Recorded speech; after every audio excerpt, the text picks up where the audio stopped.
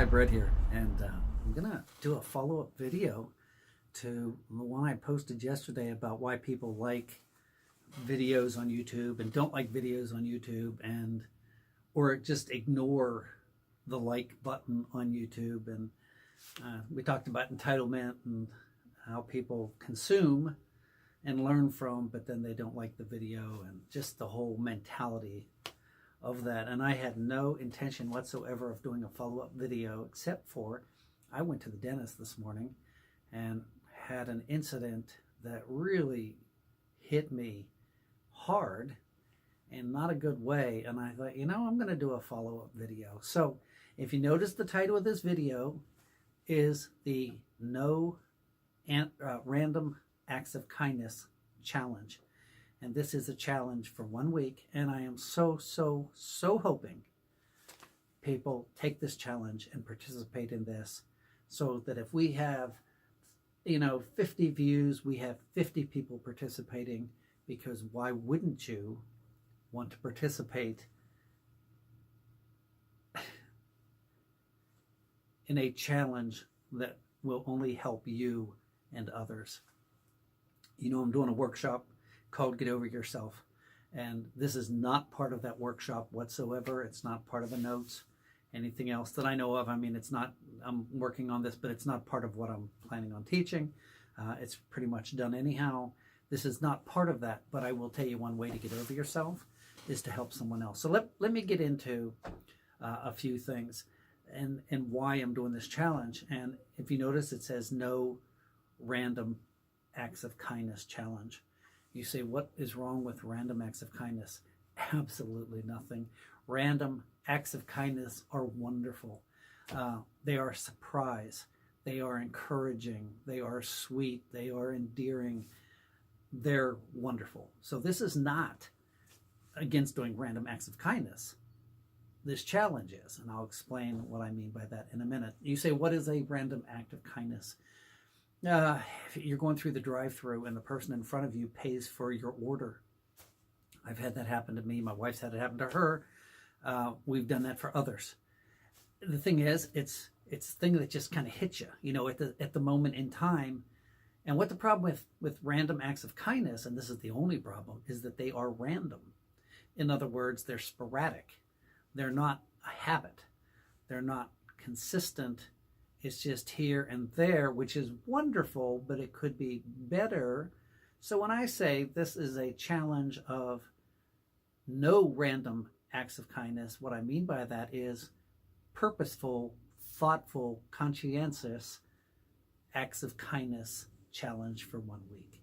So if you're going to take this challenge, and even if you're not, I'm going to ask you right down here to hit the like button. Just hit it now. Hit the like button. Because this video is an encouraging video. This video is going to help you. This video is going to help others. Hit the like button, please. All right? I just want to see actually who hits this thing. And not that I can see who, but how many people actually are involved in this. And then I'm going to ask you after a week to leave some comments of maybe what you have done. And by the way, the blessings that you've received from doing this. Let me tell you what happened this morning, why this really hit me, is I was in the dentist's office, my crown had fallen off, and I had to go in, and I was sitting there, and there were a few people in the room waiting, and there was an older woman, I would guess in her late 80s. She was using a walker. She was having a very, very hard time. She was trying to fill out, the paper for the clipboard to give to the nurse. And she was having trouble with that. It kept falling. She couldn't steady it right. She was trying to get up, and it kept falling. And she would get up. She had a walker, and she'd get up and she'd fall back down in her seat while she was trying to do it. And this is all in a matter of seconds.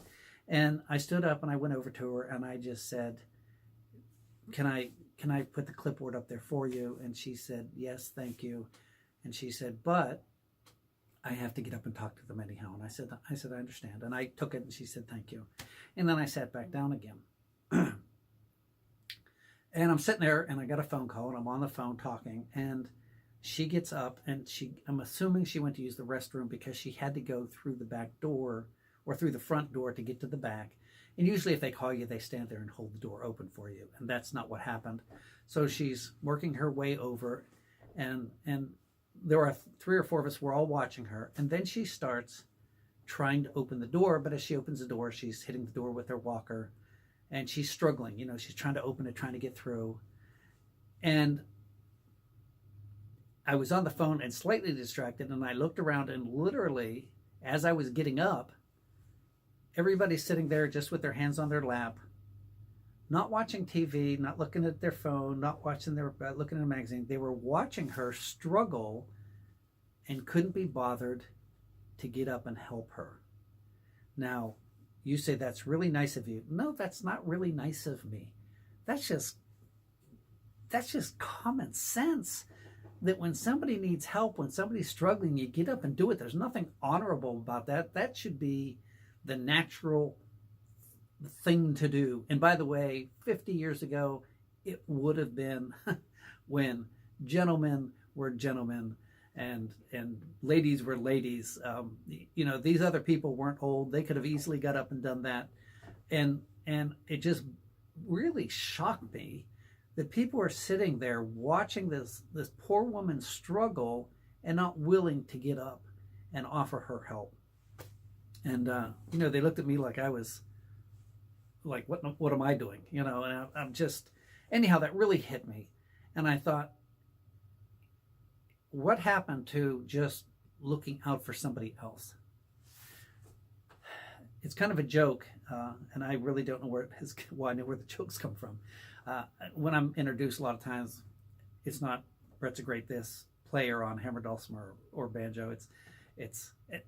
Brett's a really nice guy. It's funny because I don't really consider myself just a really nice guy. And it kind of bothered me for a long time. People introduced me to somebody else. But you know, I started thinking about it, and in the big picture of life, I would rather be a nice guy, if that's what people think. I would rather be a nice guy than a great hammer dulcimer player or a great banjo player. I know some phenomenal musicians who are horrible, horrible people. Now, you might not know them, and you know, everybody wears a front, but I know a couple people who I know. I'm being careful because I'm not gossiping. I'm not mentioning this person at all. They actually bragged to me how they, you know, punched somebody in the face and how they'll never forgive anybody. And they were wearing that like a badge of honor. And I'm thinking, why would anybody want to be like that? Why would anybody want that as a badge of honor? So in the big scheme of things, I guess I'd rather be a nice guy than a great musician who's not a nice guy. So, not that you can't be both. Obviously, you know, you can be both. Here's my point. I'm reading from a quote that I put in the first video. It says this: with the help of grace, the habit. You know, a habit is something that you do without thinking. It's something that comes very naturally to you. I always tell people, when you're learning an instrument, try not to look at your hands, because you want to teach your hands to play, not your eyes to play. When you teach your hands to play, they know exactly where to go. They know what's natural for them because it's developed through much practice and effort and conscious thought to become a habit.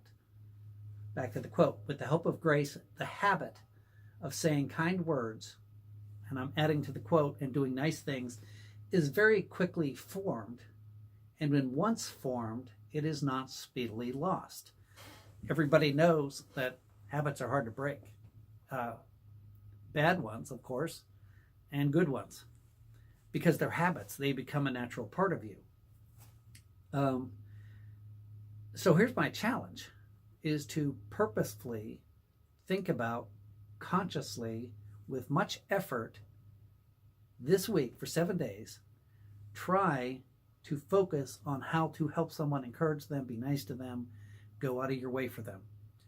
I'm going to give you an example. I think I've told this story before. I know I've told it to some people.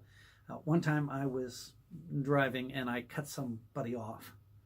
And I didn't mean to cut her off, but I did. And it was my fault 100%. And she was in the left lane behind me, and I could see her in my rearview mirror, and she is cussing up a storm, hand gestures, the whole 9 yards. And she didn't know that I saw her, but she was doing all that. She was mad, which I cut her off. So when she pulled up beside me at a red light, I did this, put your window down. I put my window down, and I looked over her, and I went like this, and I said, I am so sorry. I did not mean to cut you off. I know I cut you off. That was 100% my fault, and I am so sorry.